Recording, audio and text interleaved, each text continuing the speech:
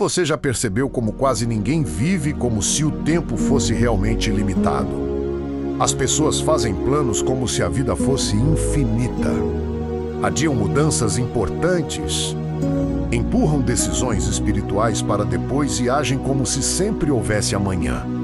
Mas e se o maior ato de misericórdia de Deus não tivesse sido prolongar a vida humana, e sim limitá-la?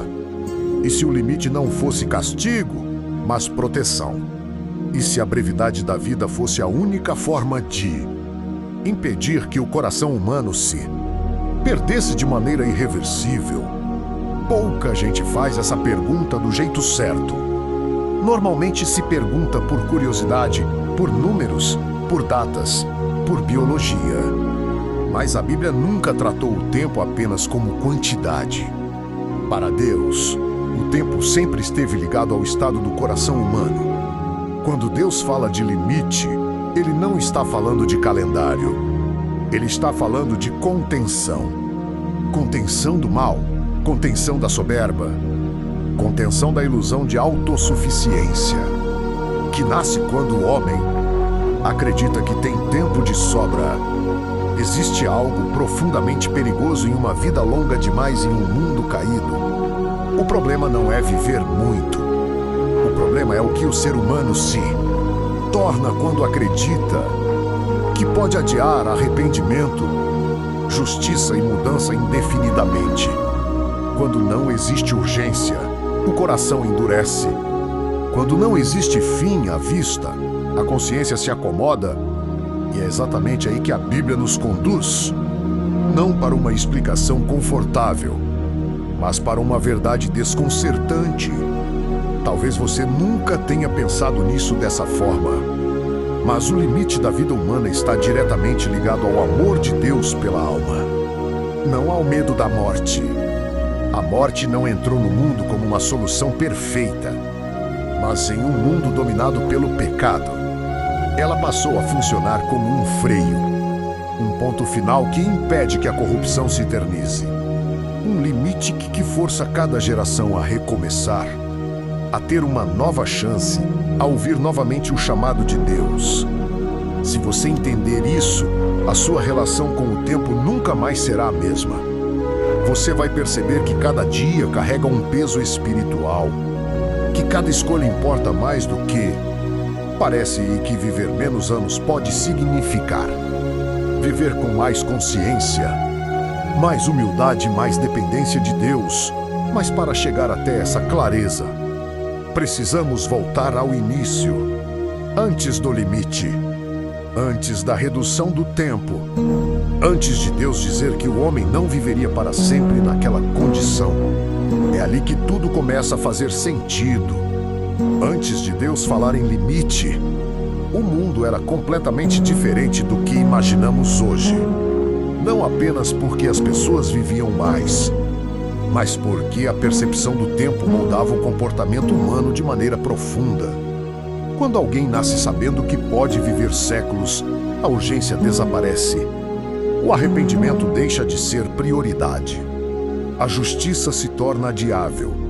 A mudança interior sempre pode ficar para depois.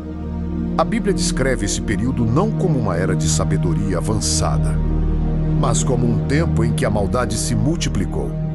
O problema nunca foi a longevidade em si, mas o efeito que ela produziu em um coração já inclinado ao erro. Um ser humano com tempo demais passa a acreditar que controla o próprio destino. Ele perde o senso de dependência de Deus. Ele começa a agir como se fosse permanente em um mundo que deveria ser transitório. Quando o tempo parece infinito, o pecado ganha espaço para se estruturar, se organizar e se aprofundar. A violência não é apenas um ato isolado, ela se torna cultura. A injustiça não é apenas um erro, ela vira sistema. A Bíblia deixa claro que a corrupção daquele mundo não era superficial. Ela estava entranhada nos pensamentos, nas intenções e nas decisões diárias. Não era um problema de comportamento externo, era um problema de essência. Esse é um ponto que quase nunca é explorado. A longevidade permitiu que o mal amadurecesse sem resistência. Homens acumulavam poder por gerações. A influência de um coração corrompido não terminava com a morte, porque a morte demorava a chegar. O resultado foi um mundo onde a maldade tinha tempo para se aperfeiçoar, se perpetuar e se tornar dominante. É nesse contexto que o silêncio de Deus não significava indiferença, mas observação. Deus estava vendo até onde o ser humano iria quando não havia limite visível, quando não havia sensação de fim, quando a vida longa dava a falsa impressão de eternidade. E o que ele viu foi um mundo que caminhava para um ponto sem retorno. Entender isso é essencial, porque revela que o limite não nasce da ira, mas da lucidez divina. Deus não reage impulsivamente. Ele intervém quando a continuidade se torna destrutiva e quando o tempo deixa de ser instrumento de crescimento e passa a ser combustível para a degradação. O amor de Deus se manifesta de uma forma que poucos reconhecem. No próximo ponto, você vai perceber que o número mencionado na Bíblia nunca foi o centro da mensagem. O centro sempre foi o coração humano e o perigo de um mal sem prazo para terminar. Quando Deus declara que o tempo do homem seria limitado, muita gente se prende ao número e perde a mensagem. A Bíblia não apresenta esse limite como um dado técnico, mas como um alerta espiritual. Deus não estava apenas encurtando dias. Ele estava redesenhando a relação do ser humano com o tempo. O foco nunca foi quantos anos alguém viveria, mas como esse alguém viveria sabendo que não teria tempo ilimitado. O limite funciona como um espelho. Ele obriga o homem a encarar a própria finitude, algo que fere diretamente o orgulho humano.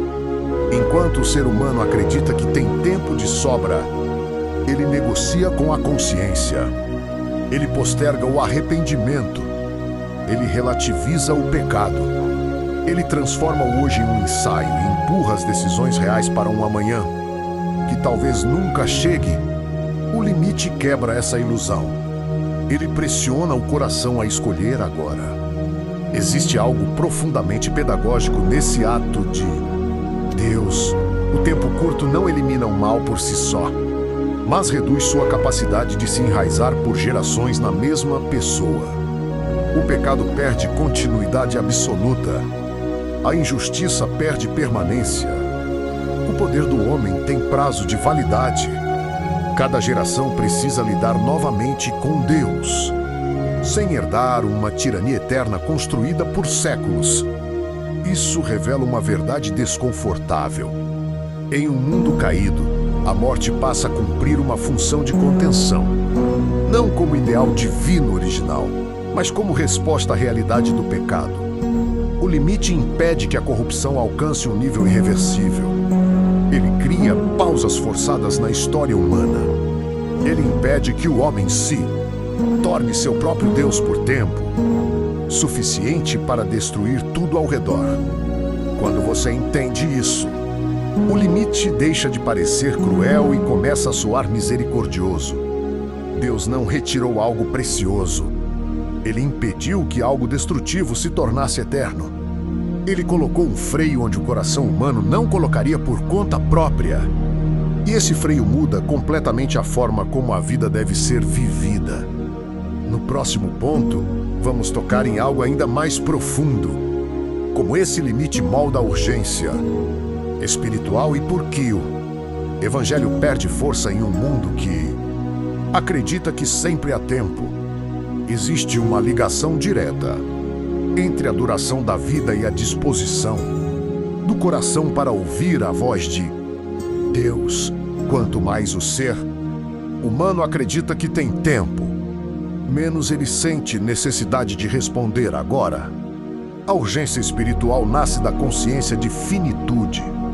Sem essa consciência, o chamado de Deus se torna apenas uma ideia interessante, não uma verdade que exige resposta imediata.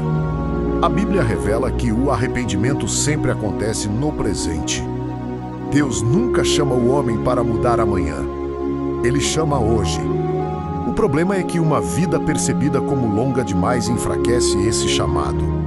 O ser humano passa a tratar a conversão como um projeto futuro, a obediência como algo negociável e a transformação como uma possibilidade distante. O limite da vida corta esse ciclo de adiamento constante. Isso explica por que a mensagem do Evangelho perde força em contextos onde o homem se sente no controle do tempo. Quando a morte é vista como algo distante, a eternidade parece abstrata. Quando o fim não é levado a sério, a salvação se torna opcional. O limite devolve peso às escolhas. Ele força o coração a reconhecer que cada decisão carrega consequências eternas. Algo que raramente é dito com clareza. Uma humanidade praticamente imortal em um mundo caído dificilmente se voltaria para Deus, não por falta de provas, mas por excesso de tempo. A procrastinação espiritual é uma das armas mais eficazes do pecado. O limite enfraquece essa arma. Ele encurta a distância entre ouvir a verdade e precisar responder a ela. É por isso que a Bíblia insiste tanto no hoje. Hoje, se ouvirdes a sua voz, hoje, se arrependam. Hoje, escolham a quem servir. O limite da vida transforma o tempo em um chamado constante. Ele retira a neutralidade do coração. Ele impede que a fé seja empurrada para um futuro indefinido. No próximo ponto, você vai perceber algo ainda mais inquietante. A busca moderna por viver cada vez mais não é apenas medo da morte. Ela revela um conflito profundo com a ideia de prestação de contas. A obsessão moderna por prolongar a vida revela mais do que amor pela existência. Ela expõe um desconforto profundo com a ideia de limite, de fim e, principalmente, de responsabilidade. O ser humano não teme apenas morrer. Ele teme encarar o momento em que não poderá mais adiar respostas. Quanto mais se tenta vencer o tempo, mais se tenta silenciar a consciência. A Bíblia nunca condenou o cuidado com o corpo ou o desejo de viver bem. O problema começa quando a longevidade se transforma em fuga espiritual. Quando o objetivo deixa de ser viver com propósito e passa a ser simplesmente continuar existindo. Nesse ponto, o tempo deixa de ser dom e se torna ídolo. A vida é preservada, mas o sentido se perde. Existe uma tensão silenciosa entre o desejo de viver para sempre e a recusa em viver diante de Deus. Muitos querem continuidade sem transformação. Querem mais anos, mas não querem prestar contas. Querem tempo, mas rejeitam a ideia de juízo. O limite da vida confronta diretamente essa contradição. Ele lembra que cada existência caminha para um encontro inevitável. Quando o ser humano tenta eliminar o limite, ele não está apenas enfrentando a morte.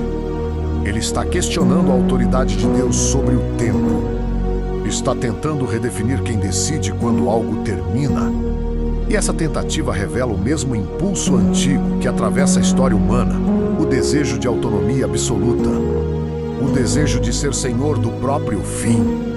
Deus, ao estabelecer limites, não diminui a vida. Ele a devolve ao seu lugar correto. Uma jornada com começo, meio e propósito. Uma história que caminha para um sentido maior do que a simples sobrevivência. O limite impede que a existência se torne um ciclo vazio de prolongamento sem direção. No próximo ponto, tudo isso se torna pessoal. Porque o limite não é apenas uma verdade teológica. Ele é um chamado direto à forma como você está vivendo hoje. Quando o limite deixa de ser uma ideia abstrata e se torna pessoal. Algo muda por dentro. A pergunta já não é mais por que Deus fez isso com a humanidade, mas o que você está fazendo com o tempo que recebeu. O limite transforma cada dia em decisão. Ele tira o conforto da neutralidade e revela que viver é escolher, mesmo quando se tenta não escolher. Jesus nunca falou do tempo de forma leve. Ele sempre ligou vida, urgência e consciência. Ele falava como alguém que sabia que adiar é uma forma silenciosa de rejeição. Quando você entende que o tempo é finito, suas prioridades se reorganizam. O que antes parecia essencial perde força. O que era adiado começa a cobrar espaço. O coração passa a ouvir perguntas que antes eram abafadas pelo barulho da rotina. O limite revela o que realmente governa a vida de uma pessoa. Aquilo que sempre fica para depois costuma ser o que mais precisa ser confrontado. Relacionamentos quebrados, perdão não concedido, mudanças evitadas, fé empurrada para um futuro mais conveniente. O tempo curto não cria esses conflitos. Ele apenas os expõe com clareza. Existe algo profundamente libertador em aceitar o limite. Você não precisa viver tudo. Você não precisa resolver tudo. Você não precisa controlar tudo. A vida deixa de ser uma corrida por acumular e passa a ser um caminho de significado. O limite devolve simplicidade ao coração. Ele lembra que a eternidade não será construída pela quantidade de anos, mas pela direção das escolhas. Jesus conduz o coração para esse ponto de clareza não com ameaça, mas com verdade.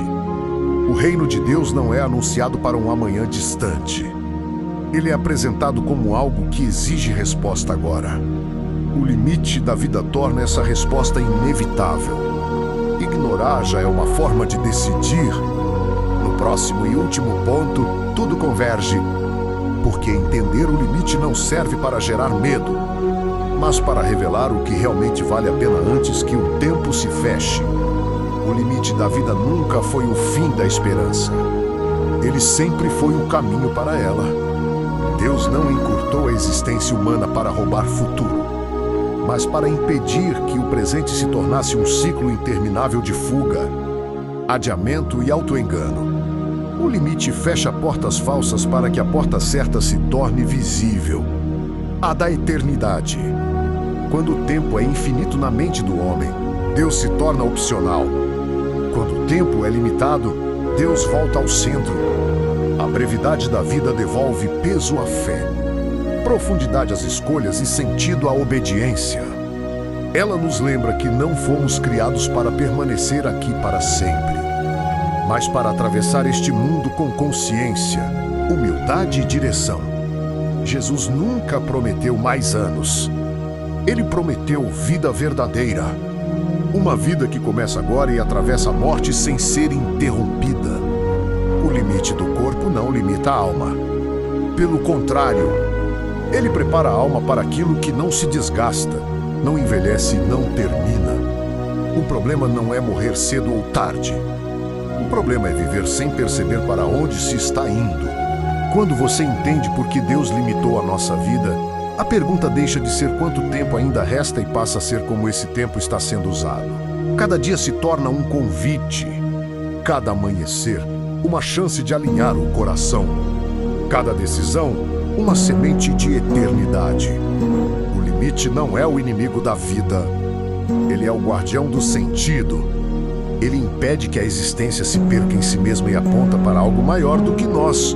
Deus não nos criou para durar. Ele nos criou para escolher. E é nessa escolha, feita enquanto ainda há tempo, que a vida encontra seu verdadeiro propósito.